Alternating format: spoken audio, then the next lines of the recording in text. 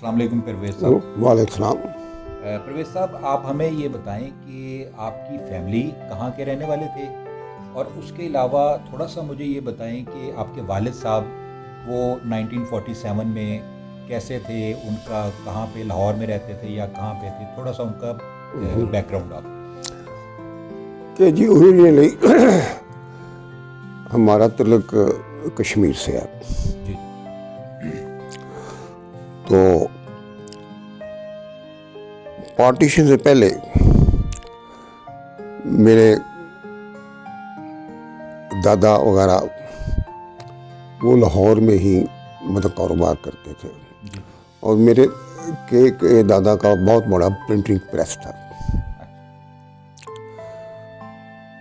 तो मेरे वालिद ने LLB किया, तो उनको पहली जॉब जो है जंग में मिली एज एग्जीक्यूटिव ऑफिसर। अच्छा। तो पार्टीशन के वक्त उनकी पोस्टिंग जो है वो जंग में थी। जी जी। तो अब फिर जहाँ उनकी पोस्टिंग होती थी हम वहाँ चले। उसके बाद उनकी पोस्टिंग लाहौर हो गई 1951 में। तो फिर हम लाहौर आ गए। अच्छा, फिर आप। तो इस तरीके से जो है वो, और मेरी ज़्यादा मतलब तालीम जो है वो लाहौर में ही हुई है। लाहौर ने अपनी तालीम जो है वो लाहौर में ही। हाँ, उन्होंने लाहौर में, लाहौर में। और वो FC कॉलेज में पढ़ते थे। अच्छा, FC कॉलेज। और मैंने भी तालीम अपनी FC कॉलेज में अच्छा, हासिल की। ठीक। अच्छा, ये बताएं कि कुछ ज़ाहिर है आपकी उम्र तकरीबन उस वक्त 8 साल थी जब पाकिस्तान बना। हाँ हाँ। तो आप लाहौर में ही उस वक्त रहते थे, फिर उस जंग में उस थे। वक्त जंग में। तो जंग में जो तकसीम का जो माहौल था वो कुछ आपको याद है कि उस वक्त? हाँ, मुझे सब कुछ याद है, क्योंकि जंग जो है ये अक्सरियती मुस्लिम इलाका था। ठीक है। और ये लोगों को पता था कि ये पाकिस्तान के हिस्से में आएगा। ठीक है। मगर मुस्लिम आबादी बहुत गरीब थी, जी जी। और हिंदू और सिख जो हैं ये मौशी तौर पर बहुत खुशहाल थे। और मुसलमानों में तालीम का फकदान था। ठीक। तो ये लोग मतलब, और ज़्यादातर ये खेती बाड़ी से मतलब मुंसलिक थे। जी। हिंदू जो थे इनकी दुकानें थीं, और ये मतलब कारोबार करते थे। ठीक। हिंदुओं की कोशिश होती थी कि मुसलमान माशी तौर पर आगे ना बढ़ें।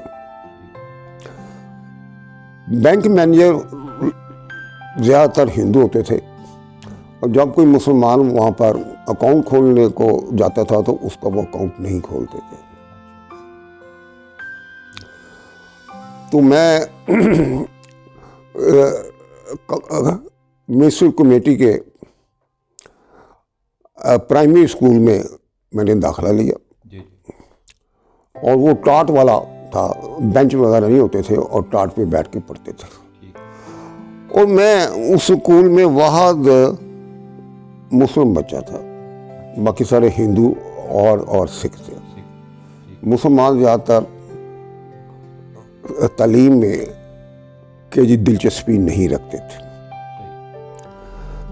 तो जब पार्टीशन हुई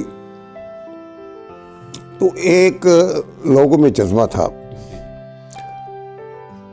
कि हमें अपना, हम आज़ाद हो गए हैं और हमें अपना रहना सहने के वास्ते एक अलग कंट्री मिल गया। दूसरा जज्बा ये था कि जो महाजिरीन आ रहे थे उनकी मदद कैसे की जाए। ये जज्बा बहुत अरूज पर था। लोग उनके वास्ते खाने की देगें पकाते थे, ये वो। और काफ़ी सारे महाजरीन जो इंडिया से आए, वो टेंडे गुटेन जो हैं उन्होंने जंग की तरफ डाइवर्ट कर दी। अच्छा। अच्छा, ठीक है। वो आई, एक ट्रेन आई तो मैं और मेरे वालिद गए। मैं तो बच्चा वैसे ही किया चला, तो आधी से ज़्यादा वो ट्रेन जी कटी हुई थी, आधी से ज़्यादा जो है वो लोग उसमें ज़ख्मी हालत में थे और बड़ी बेदर्दी से उनको काटा गया था। ये मैंने अपनी आंखों से देखा है। आपके वालिद साहब जंग में किस ओहदे पर थे उस वक्त? वो एग्जेक्टिव ऑफिसर थे।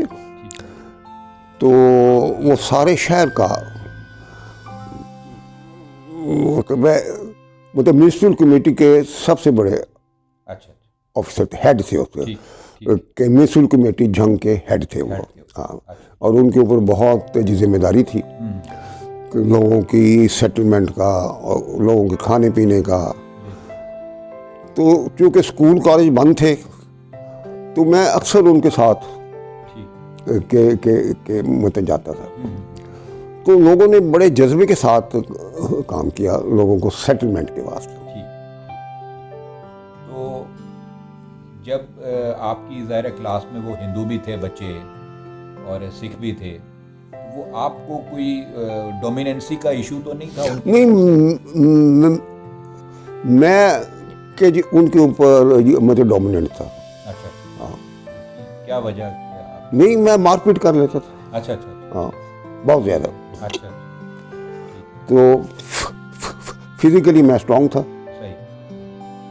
तो ख़ास तौर पर हिंदुओं को, बच्चों को जो है, मैं उनकी मारपीट कर लेता और मेरी बड़ी शिकायतें जाती थी। अच्छा। सही।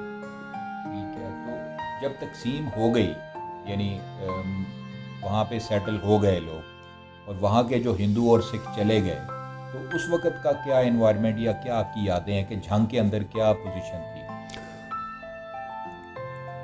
जो मुसलमान थे ना, जी। इन्होंने हिंदुओं की दुकानों पर, उनके कारोबार के ऊपर मतलब कब्जा कर लिया और कब्जा करके, और ख़ास तौर पर जो हिंदुओं की छोड़ी हुई जायदाद थी ना, जी। उनके मकानात वगैरह, उसमें दाखिल हो गए। दाखिल होके तो उनके ऊपर मतलब कब्जा कर लिया।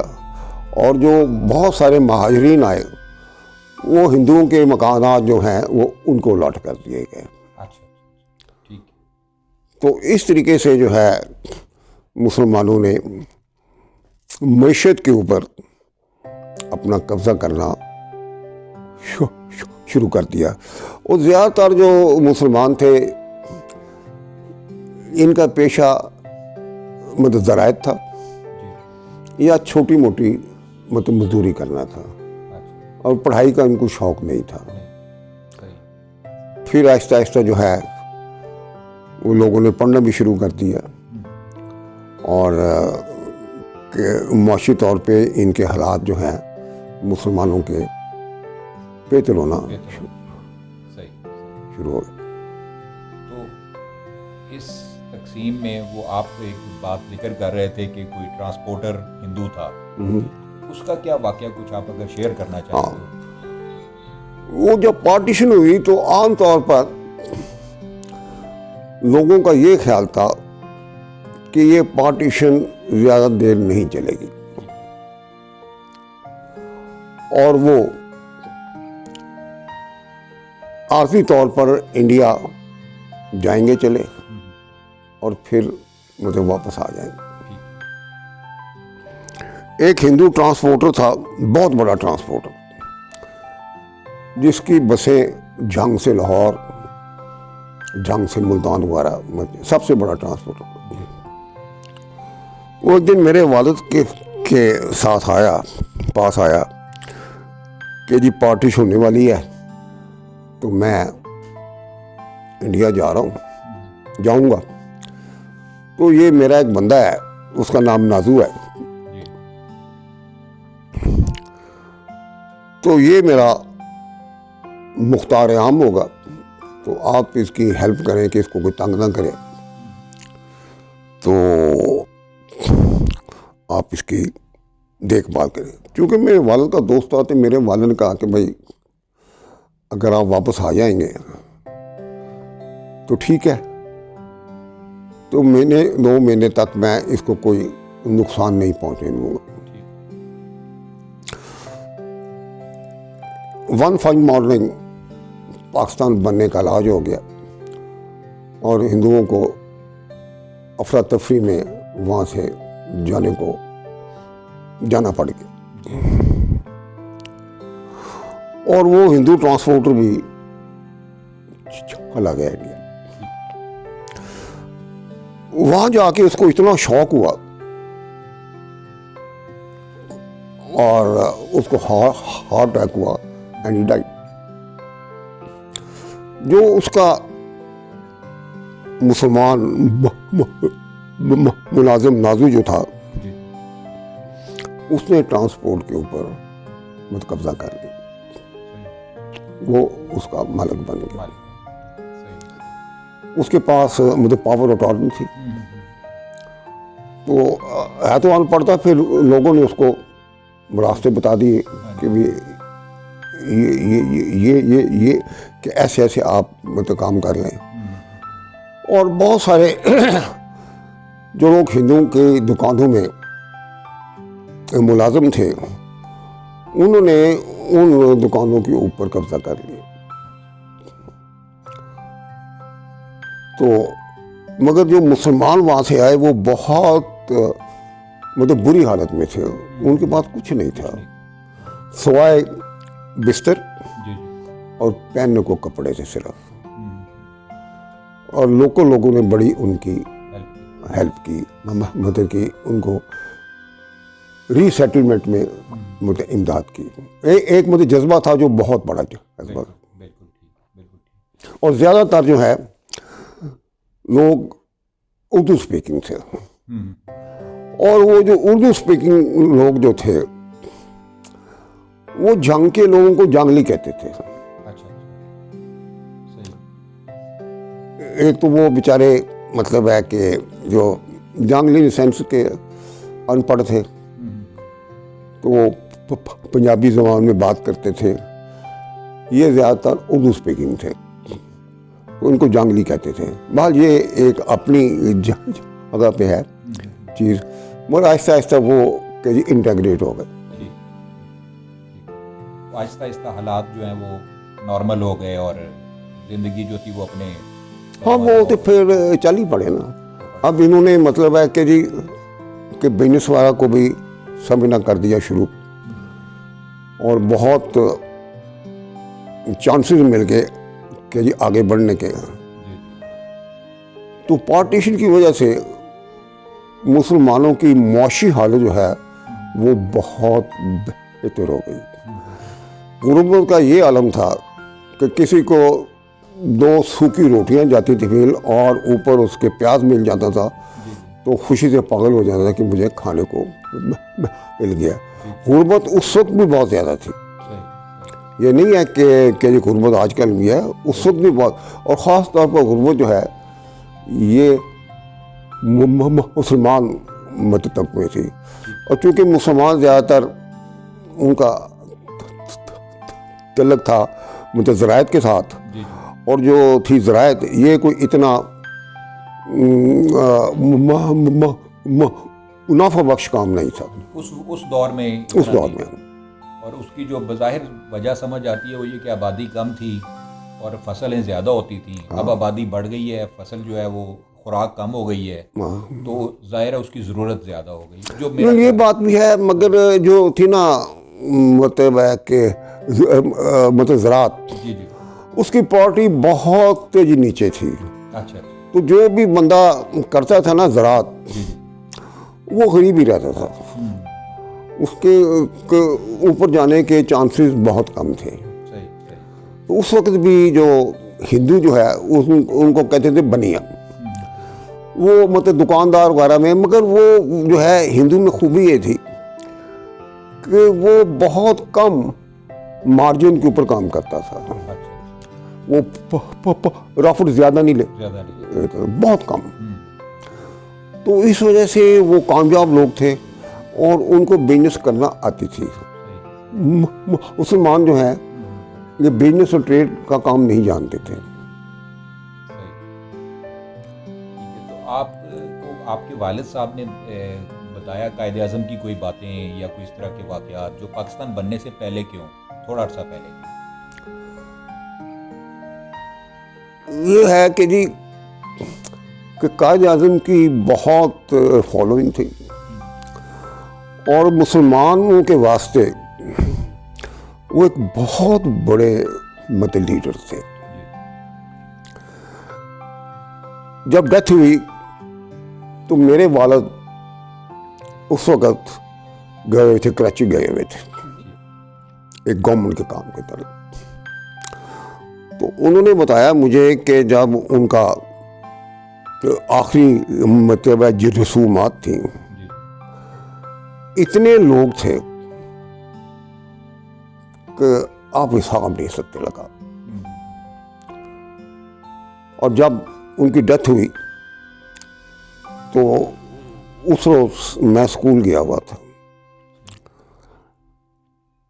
तो जब डेथ की मतलब अनाउंसमेंट हुई तो हमें मतलब छुट्टी दे दी गई और लोग सड़कों के ऊपर ज़ारों कतार रो रहे थे। मतलब आप झंग में थे? हाँ और उधर का ये हाँ मुझे उनकी डेथ का इतना इल्म नहीं था कि वो कितने बड़े लीडर बच्चा था। तो ये नहीं मुझे पता था कि भाई आज़ादी की कीमत क्या होती है और किस तरीके से हासिल की गई। मगर जो बड़े थे ना लोग वो सब ज़ारों कतार रो रहे थे और मैं इस समय से कासर था कि भाई वो डेथ तो हो गई है मगर इनके रोने का मुझे मकसद समझ नहीं आ रहा था बच्चा होने की वजह से कि तो उनकी बहुत मतलब जी फॉलोइंग थी। तो अब जब ये पार्टीशन हो रही थी तो शहर में हंगामे मतलब फूट पड़े, इतने ज़्यादा नहीं थे। तो हिंदू जो हैं, हिंदू और सिख मिलके ये मुसलमानों की आबादियों पे हमले कर रहे थे और मुसलमान इनकी आबादियों पे हमले कर रहे थे। मगर मुसलमानों के पास असला नहीं था। तो जिस इलाके में हम रहते थे वो वहाँ पर पता चला कि आज हिंदू ने यहाँ पर अटैक करना। तो हमारे पास मतलब डबल बैरल गन थी। मेरे वालिद ने और लोगों ने मिलके हमने अपने आप को डिफेंड करने के वास्ते स्क्वाड तश्कील दिया। तो एक पोस्ट जो है जो हमारी गन थी उसको मैन करना था और मेरे ज़िम्मे कारतूस जो हैं वो मैंने संभाले हुए थे। वो 200-250 कारतूस जो है ना वो मैंने रखे हुए थे। मगर हमला ना हुआ तो बात ख़त्म हो गई। और कोई आपकी ज़हन में कोई याद ऐसी हो कि जो जब आप अपना कहते हैं माजी में जाते हो तो उस वक्त 1947 की कोई आपको खूबसूरत याद हो? मतलब किस किस्म की? कोई भी जो आपकी ज़िंदगी से रिलेटेड हो। मैं इस वक्त मुझे जो याद पड़ता है वो ये चीज़। फिर 1952-53 में हम लाहौर आ गए। तो लाहौर आके तो मैं मॉडल टाउन हाई स्कूल में मेरा दाखिला हो गया। मैंने पढ़ना वढ़ना शुरू कर दिया। फिर कोरियन वार आ गई और पाकिस्तान में इकोनॉमिक बूम आ गया। फिर अहमदियों के खिलाफ बड़ी ज़बरदस्त मतलब बड़ी ज़बरदस्त तहरीक चली। तो फिर आहिस्ता आहिस्ता वो जो है कि मतलब तारीख मतलब ख़त्म हो गई। तो 1955 में मैंने मैट्रिक कर लिया और मैंने FC कॉलेज में दाखिला ले लिया। और एफसी कॉलेज उस वक्त लाहौर का बेहतरीन कॉलेज था। पहले नंबर पे गवर्नमेंट कॉलेज था और दूसरे नंबर पे एफसी कॉलेज था, और उसके बहुत बड़े लॉन थे, बहुत बड़ा कॉलेज था। और जो हमारे लेक्चरर और प्रोफेसर थे वो सारे मतलब अंग्रेज़ थे, और उनकी मतलब ये अंग्रेज़ी जो है हमें समझ नहीं आती थी। पर आहिस्ता आहिस्ता उनकी अंग्रेज़ी समझ में आनी शुरू हो गई। फिर वहाँ पर मैंने बाइबल पढ़ी। तो एक हमारी होती थी क्लास, तो बाइबल का एक पीरियड होता था, और बाइबल पढ़ के भी बहुत सारी चीज़ें मुझे मेरे मतबजी इल्म में आई।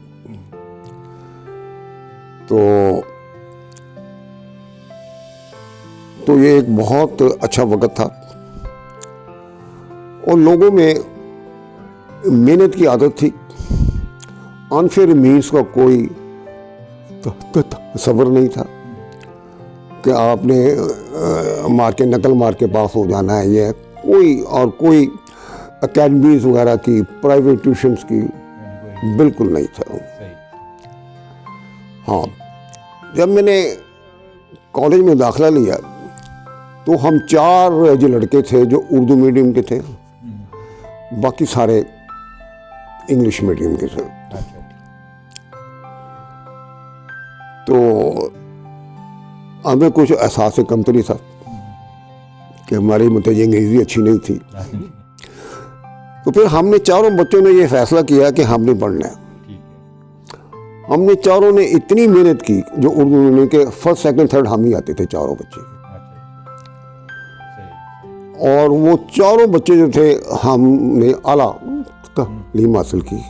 मैंने मास्टर्स किया केमिकल के जी टेक्नोलॉजी में। जो बाकी मेरे 3 साथी थे उन्होंने भी मास्टर्स किए, फिर उन्होंने कर ली पीएचडी वगैरह। तो मैंने गवर्नमेंट सर्विस ज्वाइन कर ली, तो मुझे डॉक्टरेट वगैरह करने की ज़रूरत नहीं थी। तो और जो दूसरे थे मेरे साथी, उन सब ने डॉक्टरेट कर ली। तो हम सब बच्चे लाइफ में काफ़ी ऊपर चले गए, मतलब बहुत हाई पोस्टों पे आहिस्ता आहिस्ता बढ़ते गए। चलें जी, बहुत शुक्रिया जी आपका, आपने अपनी याददाश्त हमसे शेयर की।